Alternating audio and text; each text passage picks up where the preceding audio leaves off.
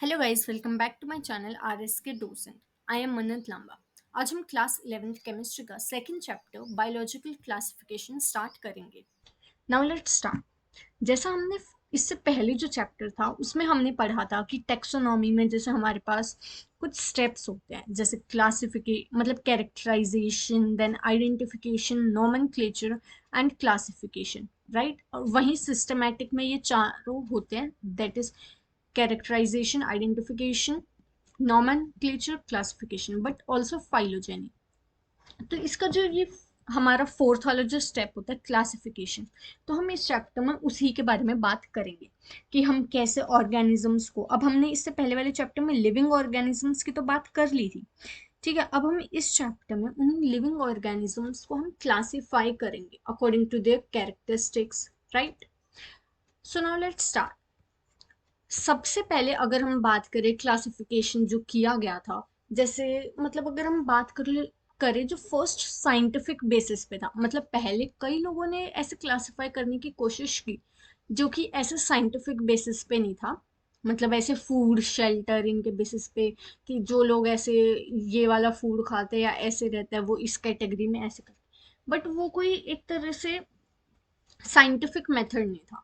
तो फर्स्ट जो scientific attempt किया, जो first classification according to science was attempted by Aristotle. ये साइंटिस्ट का नेम है एरिस्टोटल।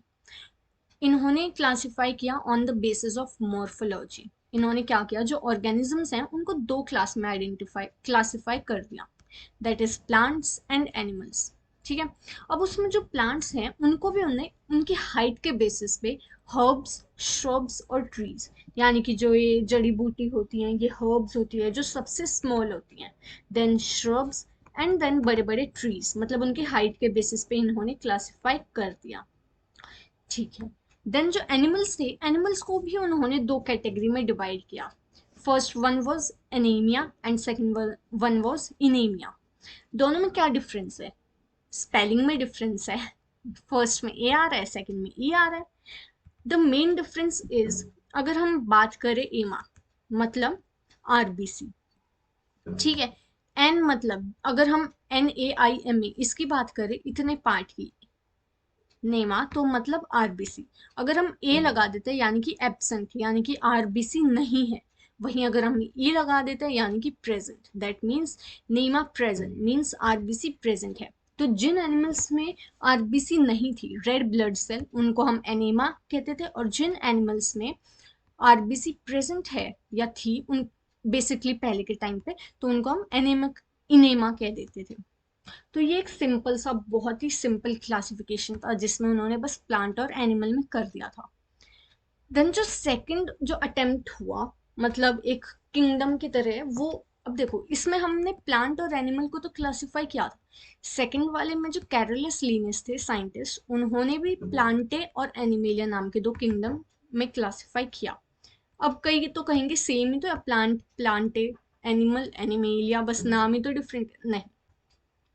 जो ये प्लांट और एनिमेलिया, ये जो दो किंगडम है, इनको बहुत ही डिफरेंट वे में इन्होंने क्लासिफाई किया।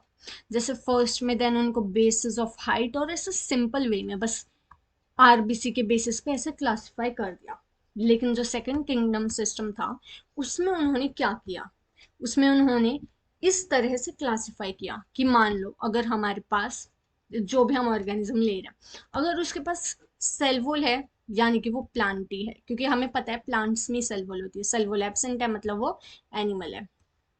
कॉन्ट्रेक्टाइल प्रोटीन, जो कि हेल्प करता है मोशन में, लोकोमोशन में, मूवमेंट में हेल्प करता है, कॉन्ट्रेक्टाइल प्रोटीन नाम का एक प्रोटीन होता है वो। अगर वो, अब देखो प्लांट्स के अपनी जगह से एक दूसरी जगह जा सकते हैं? ऑब्वियसली नहीं। तो इसका सिंपल सा आंसर हम लॉजिकली देखें तो कॉन्ट्रेक्टाइल प्रोटीन एनिमल्स में ऑब्वियसली सिंपल सी बात है होगा, और प्लांट में नहीं होगा, ठीक है। अब कॉन्ट्रेक्टाइल प्रोटीन की मदद से लोकोमोशन होता है, तो लोकोमोशन एनिमल्स में होगा, प्लांट्स में नहीं। नेक्स्ट बात आती है न्यूट्रिशन की। अब ये न्यूट्रिशन, देखो न्यूट्रिशन जो है वो प्लांट्स भी लेते हैं और एनिमेलिया भी, राइट, प्लांट्स भी एनिमल्स भी। लेकिन ये उस न्यूट्रिशन की बात नहीं हो रही कि वो किस तरह से ग्रो कर रहे वो डिफरेंट एक न्यूट्रिशन है। जैसे हम बात करें ऑटोट्रॉफिक्स, हेट्रोट्रॉफिक, उसमें भी सेप्रो, होलोजोइक और ये सब।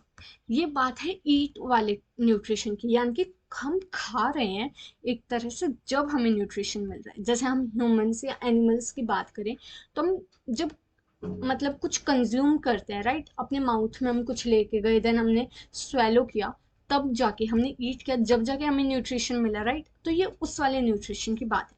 वहीं जो प्लांट्स है वो कुछ खाते नहीं है, डू नॉट ईट।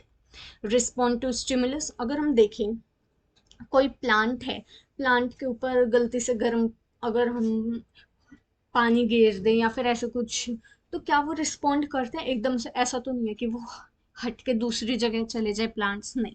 लेकिन अगर हमारा गलती से भी हाथ टच हो जाता है, मान लो कोई हॉट वाटर बॉटल है या कुछ भी है, तो हम एकदम से रिस्पॉन्ड करते हैं, हम हाथ पीछे कर लेते हैं, यानी कि स्टिमुलस, राइट। हम रिस्पॉन्ड करते हैं उसको।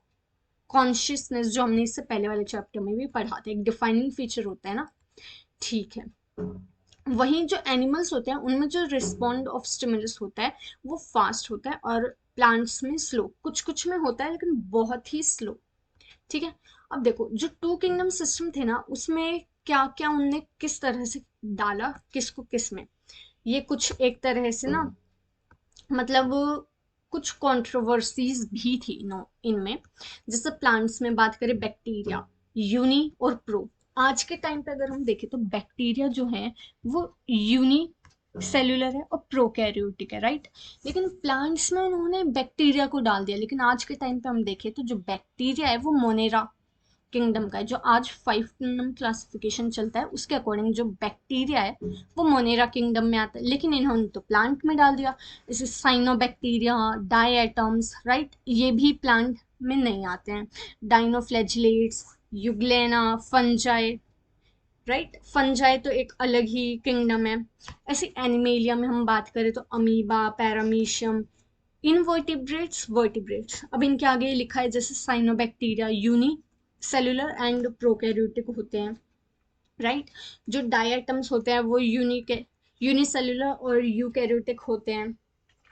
और अगर हम बात जो ये डायटम्स होते हैं ना, ये हमारे प्रोटिस्टा किंगडम के होते हैं। डाइनोफ्लैजिलेट्स भी प्रोटिस्टा में, लेकिन इन्होंने क्या किया, प्लांटिंग में डाल दिया, है ना। जो फर्स्ट टू थे बैक्टीरिया और साइनो, ये मोनेरा में है, और ये जो है ये हमारे प्रोटिस्टा में, और ये फंजाई तो है ही एक अलग किंगडम।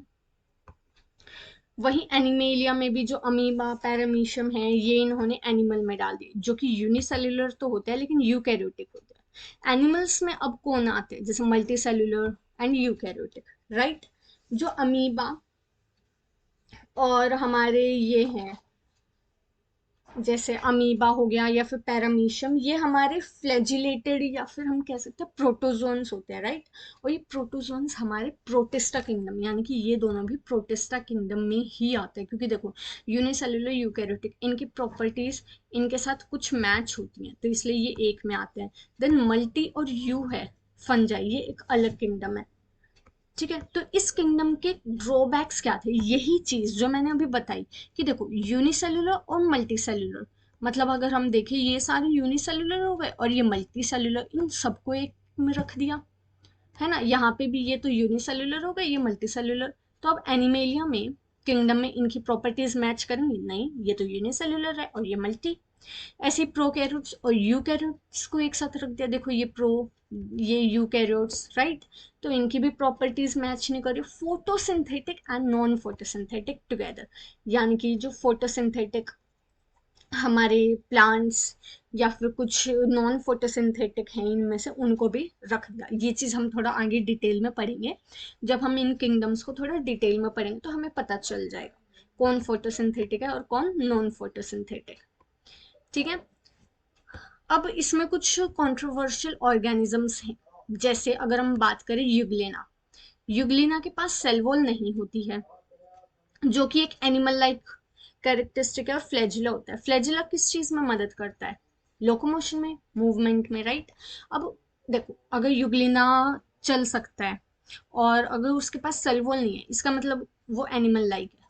वहीं वो फोटोसिंथेसिस करते हैं, क्या एनिमल्स फोटोसिंथेसिस करते हैं, नहीं।